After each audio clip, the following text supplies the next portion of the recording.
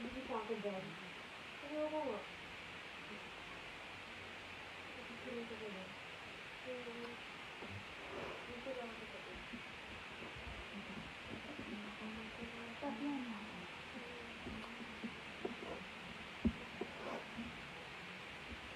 Ayan.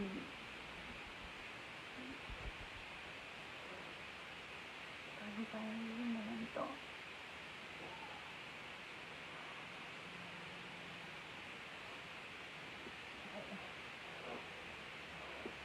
Talagang mga slapmaris na nagmamahal sa niya.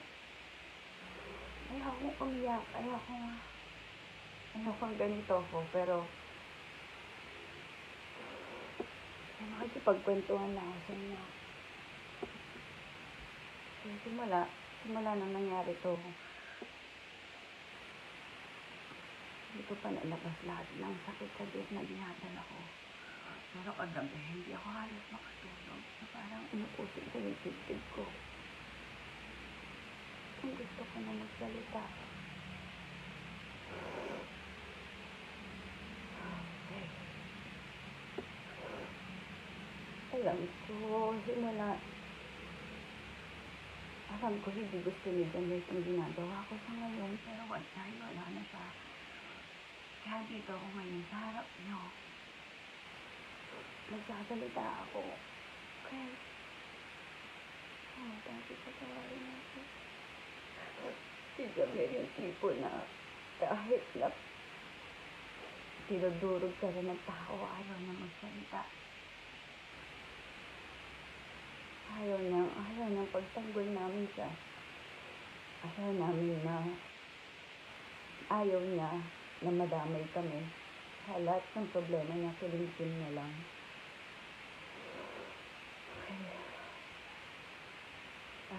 Gusto ko lang mag-live dahil gusto ko lang sanang subukan na liwanagin lahat ng issue na pinukol kay Jamir. Dahil alam niyo naman, simula nang pumutok yung balita na yun, wala kayo narinig sa amin. Alam niyo naman, na simula nun, hindi kami nagsalita. Kahit na ganong pandudurog pa yung pinukol ng lahat sa amin, hindi kami nagsalita. Dahil naniniwala kami sa katarungan.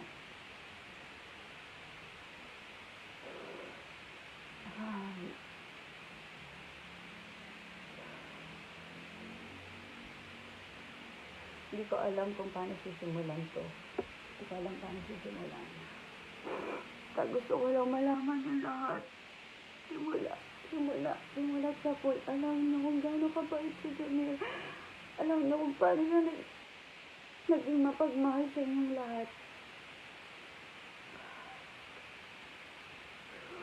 Hindi ko alam. Gusto ko lang po linawin lahat.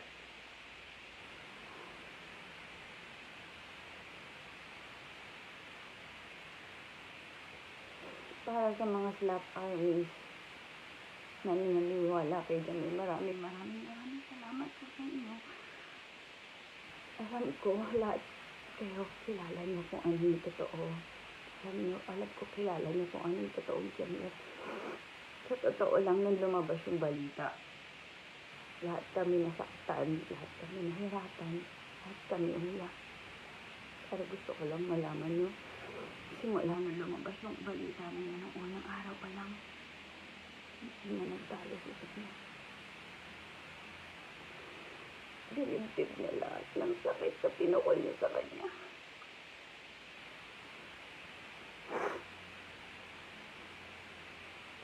Totoo lang, hindi niya na iniintindi yung mga pinupukol sa kanya, yung mga binibintang sa kanya, wala sa pakialam na doon. Hindi niya lang po talaga matanggap na yung mga taong minahal niya. Ito ba yung gumawa sa kanya ng ganun?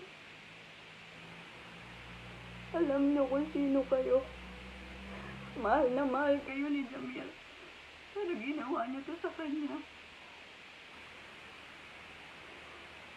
Nanahimik kami.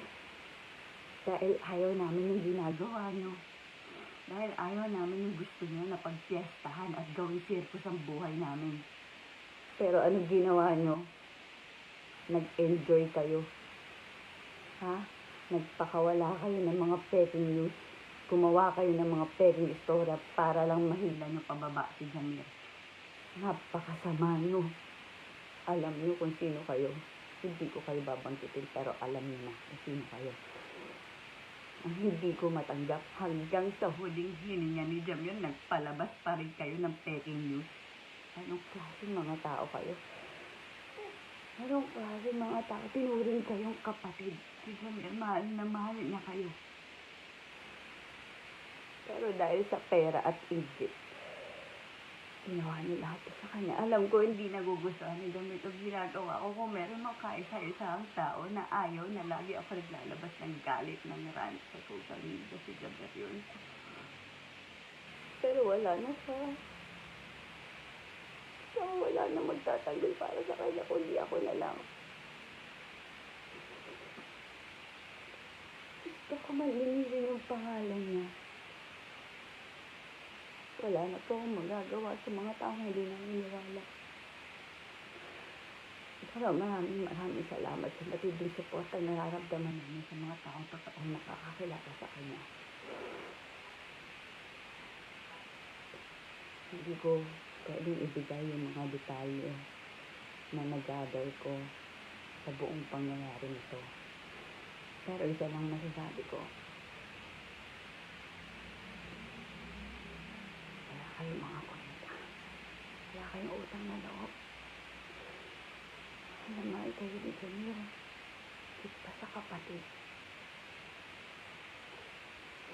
Wala kayong konsensya. Pinadeserve ang ginawa niya sa kanya.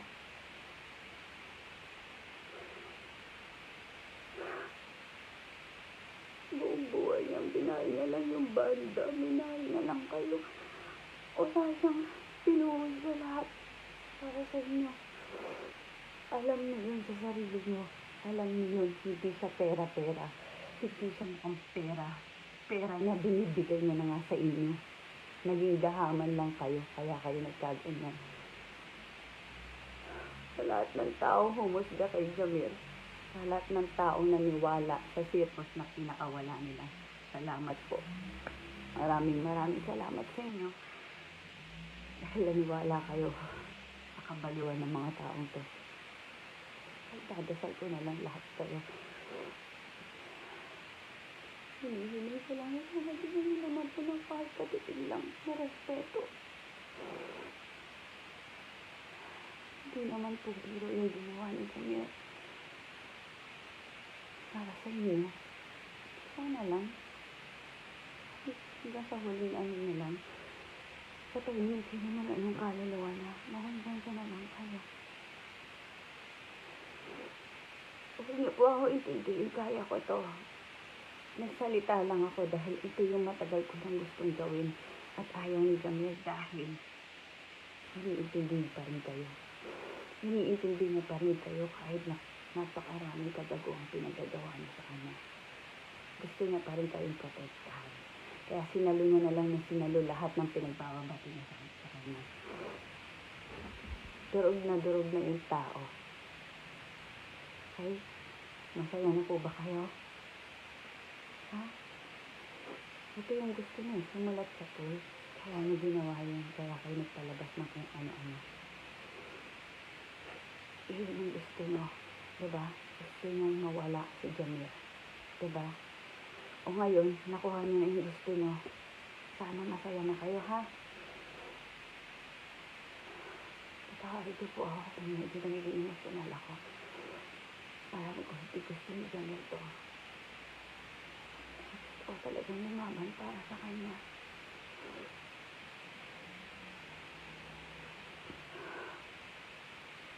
Hindi ko alam kung paano tatapusin to. Basta, yun lang po yung gusto ko sabihin sa lahat na lumabas na issue sa kanya. Alam ko, nagtatanong kayo. Alam ko marami nagtatanong bakit hindi kami nagsasalita. Bakit hindi kami nagre-react? Bakit ang tahimik lang nila? Guilty ba sila? Lahat yun. Dinibdib namin lahat yun. Kaya nga nagpakamatay yung asawa ko eh. Dahil gusto sa ginawa niyo eh. Dinibdib namin lahat yun. Dahil umasa kami nung lalabas ang hostilya. Wala lahat na nakakakilala kay Jamil, alam niyo yung totoo. Maraming salamat sa lahat ng naniwala. Sa lahat ng hindi bumitaw. Mahal namin kayo. At yun sa mga nagpasakot sa kademonyohan.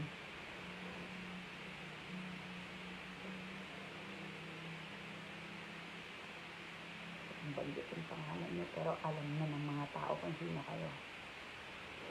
May God bless all of you. Okay?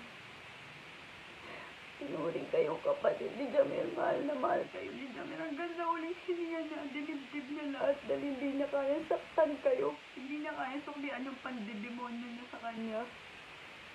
Hindi niya kaya. Sinalo na lang lahat.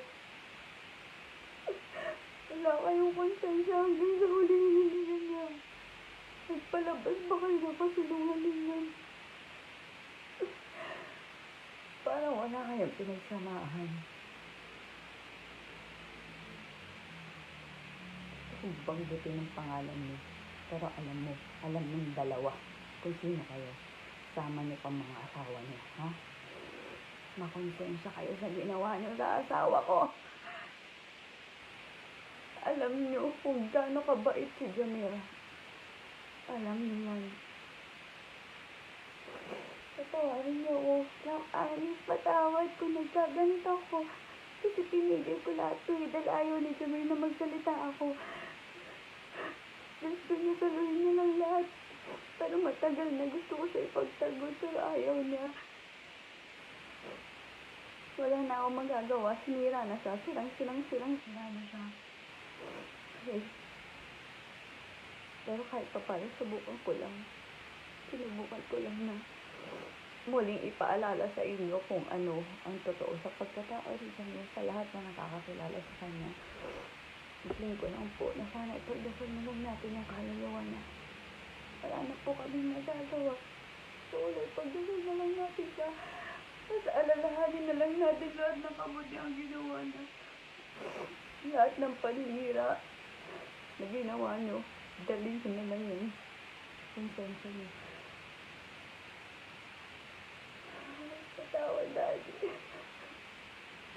Hindi na gusto ito ginawa ko, pero gusto ko lang makausap kayo. Lahat armies, lahat ng mga kaibigan niya, mga relatives niya, lahat kayo. Maraming salamat. Salamat po. Hindi ko na alam kung ano nasabihin ko. Ano? Salamat na lang po.